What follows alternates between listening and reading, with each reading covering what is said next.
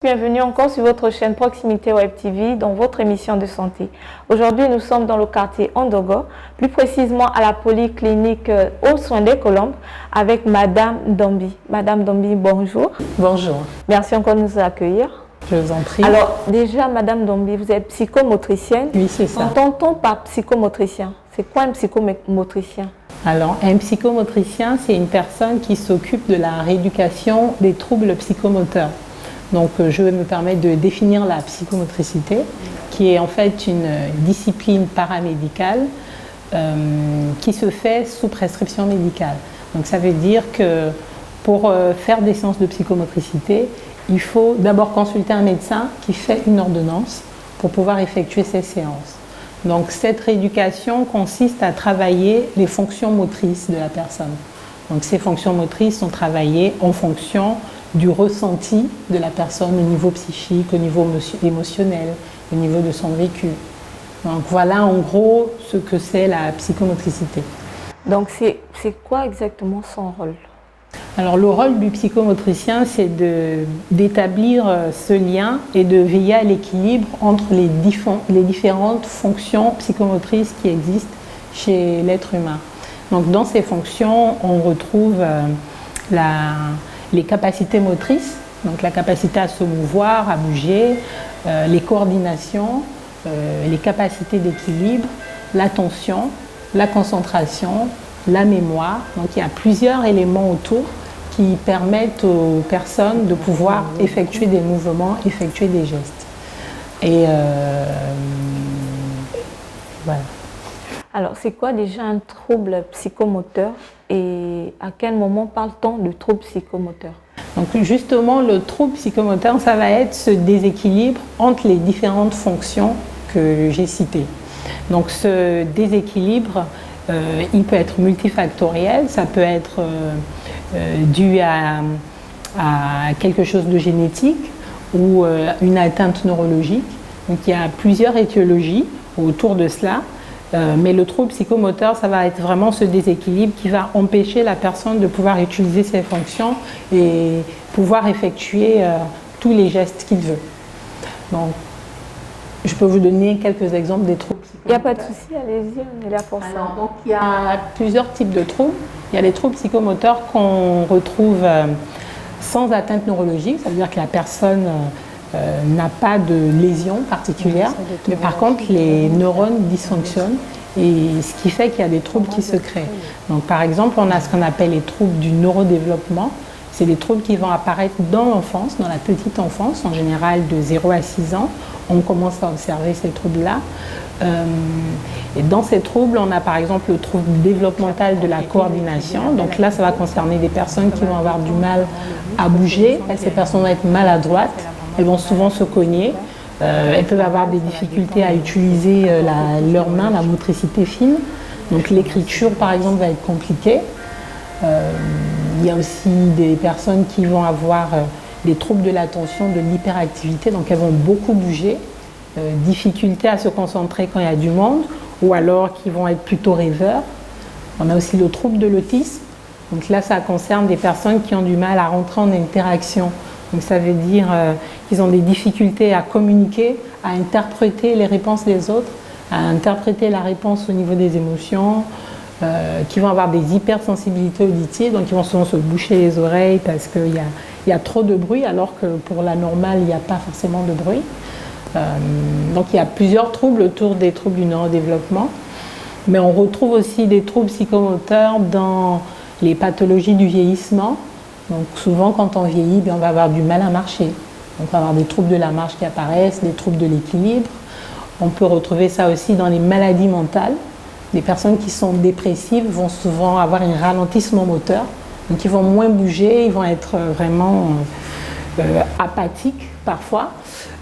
Ou alors ceux qui ont de l'anxiété, on peut retrouver de l'agitation, une hyperactivité. Ils vont courir dans tous les sens, faire plusieurs choses à la fois. Donc c'est vraiment très varié, ça concerne tout le monde, ça concerne tous les âges.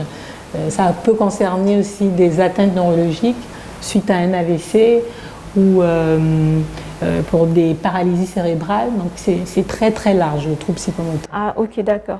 Mais quelle est la personne à même de détecter ce trouble-là? Est-ce que c'est directement lorsqu'il y a un patient, il vient directement vous voir ou il y a des différentes étapes à suivre avant de venir Alors comme je disais au début, c'est une discipline paramédicale. Donc avant toute chose, c'est le médecin d'abord qui doit voir. Donc quand on remarque qu'on a une difficulté quelque part, soit à marcher, on a une douleur, on va d'abord consulter le médecin. Et le médecin, en fait, lui, il est capable de détecter les premiers signes.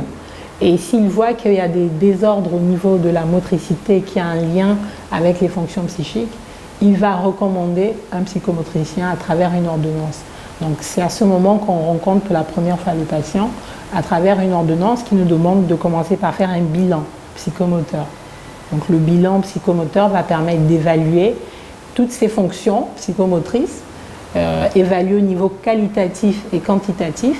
Qu'est-ce qui fonctionne bien chez la personne, qu'est-ce qui dysfonctionne, et en fonction de la conclusion de ce bilan, on va mettre en place des objectifs thérapeutiques.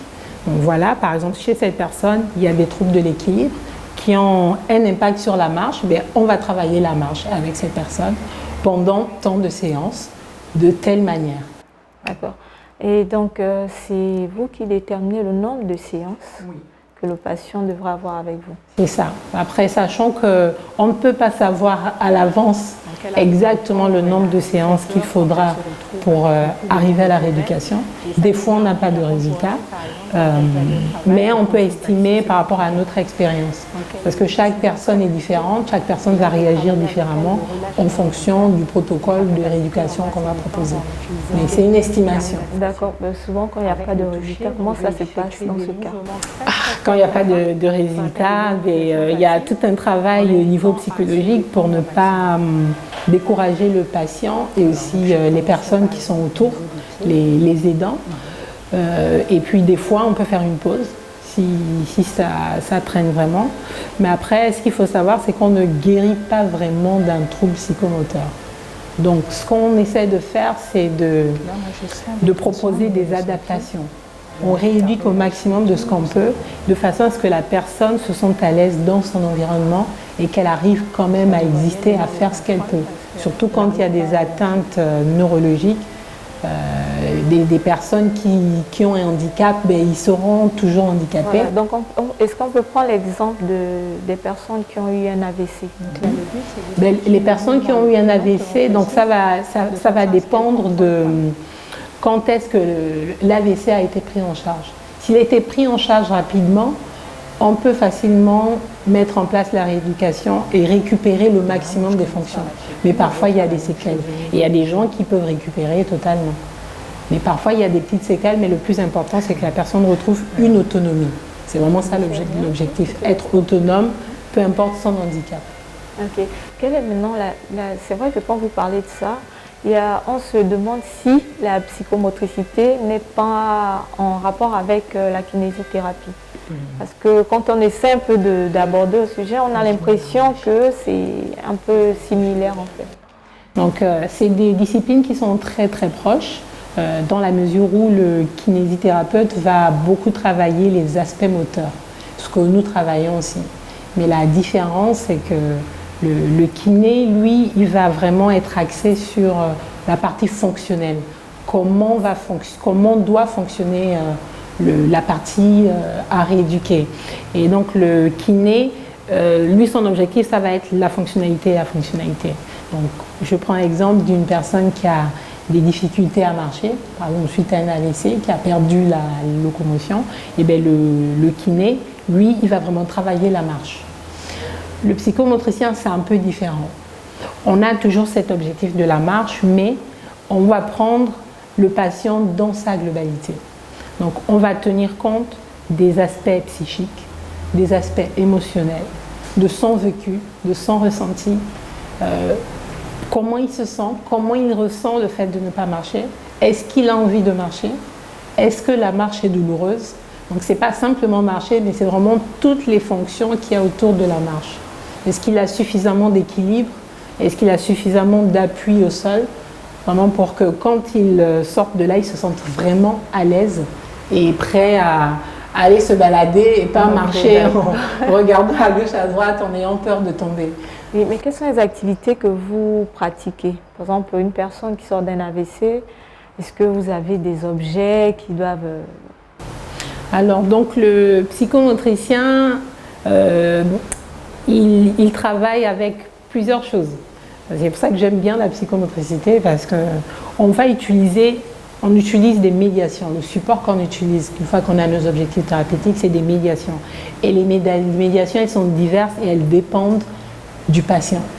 Donc, avec une personne qui va avoir un AVC, je peux travailler de cette manière et avec une autre personne d'une autre manière. Ça va dépendre des appétences de la personne. Je peux travailler en utilisant la musique, mais si une personne n'aime pas la musique, je ne vais pas utiliser la musique. Je vais peut-être utiliser le toucher, la relaxation.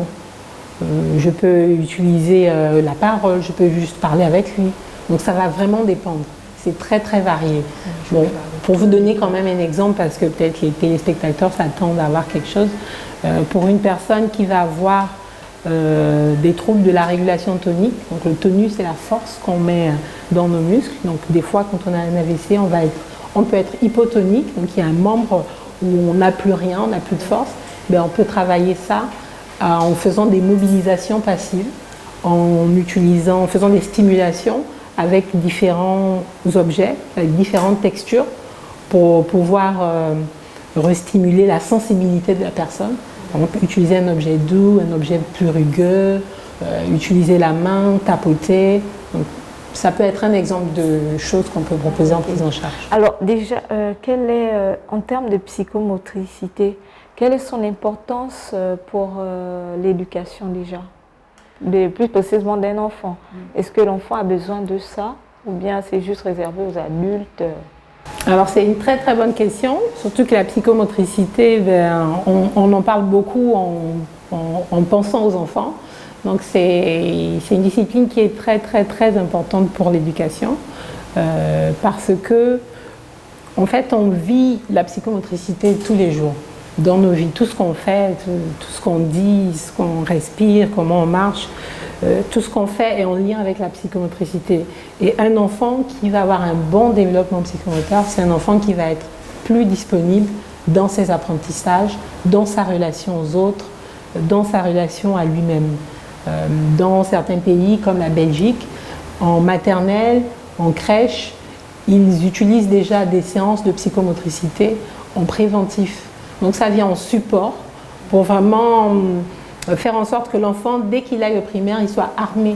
Par exemple, au primaire, on va commencer à travailler l'écriture, mais pour écrire, il faut avoir une bonne préhension, il faut avoir une bonne prise, il faut avoir un bon tonus. C'est pas évident. Il faut avoir une bonne mémoire pour retenir les lettres. Il faut avoir une bonne capacité visio-spatiale pour analyser les chiffres. Et tout ça, ça se prépare en fait avec des petites expériences, des jeux.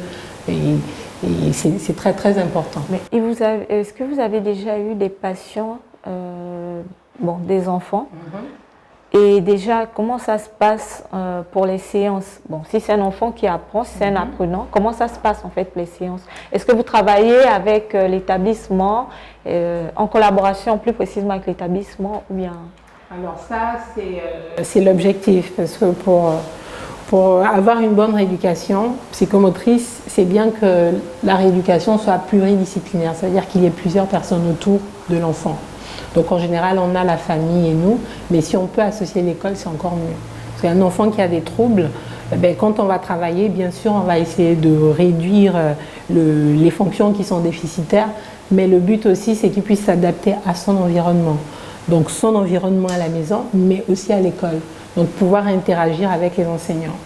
C'est pas toujours simple, parce qu'il y a des enseignants qui n'acceptent pas forcément que les enfants quittent le milieu scolaire quelques heures pour des séances, parce qu'ils ont l'impression qu'il y a un retard derrière, mais en fait, si on travaille bien au niveau de la rééducation, l'enfant va être plus disponible et il va avoir des meilleurs résultats. Et des fois, il vaut mieux accepter que l'enfant rate quelques heures de cours.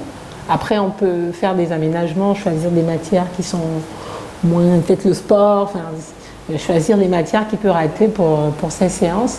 Mais cette cohésion, cette adaptation entre l'établissement, l'école et le centre de rééducation, c'est vraiment important pour le bon développement de l'enfant. Merci encore Madame Dombou. Je vous en prie. C'est vraiment quelque chose qui n'est pas très répandu ici au Gabon déjà. On ne connaît pas vraiment la psychomotricité. Et grâce à vous, vous avez permis d'en savoir un peu plus là-dessus. Merci encore à vous. Alors, chers téléspectateurs, nous sommes arrivés au terme de cette émission. Et merci encore de nous avoir suivis et bonne suite de programme sur Proximité Web TV.